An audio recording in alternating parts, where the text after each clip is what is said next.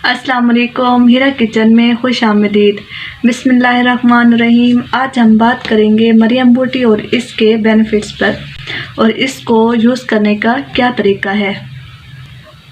ये video females के personal experience पर बेस करती है।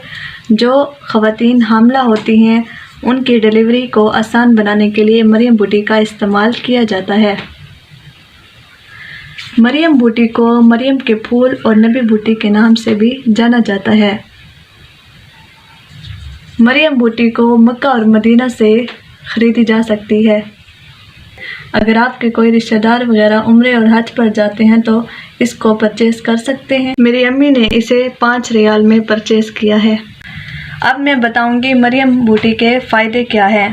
पहला ये है कि लेबर पेन को कम करता है और दूसरा फ़ायदा ये है कि नॉर्मल डिलीवरी में आसानी पैदा होती है।